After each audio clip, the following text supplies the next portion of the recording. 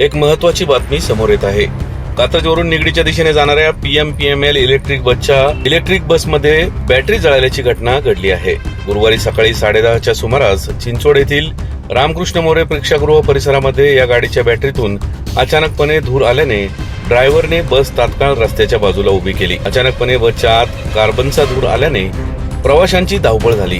बस थांबल्यावर कंडक्टरने बसच्या मागील कंपार्टमेंट उघडल्यावर लक्षात आले की इलेक्ट्रिक बस ओव्हरहीट झाल्यामुळे बसची बॅटरी जळाली आहे. त्यामुळे जळालेल्या बॅटरीचा संपूर्ण धूर हा बसमध्ये येत असल्याचे त्यांना दृष्टीपथात पडले.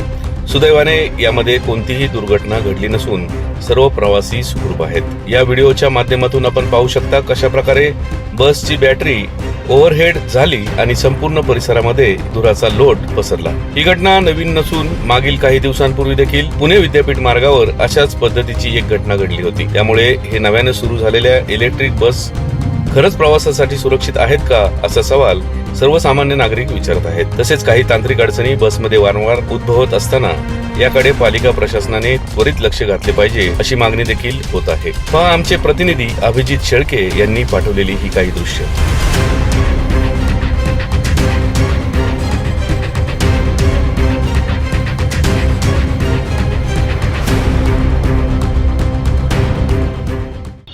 रेवली काय झालं गाडीला? ME 262 गाडी पाठीमागून धुप्पण निघाल्यामुळं साईडला लावून व्यवस्थित प्रवासी उतरले.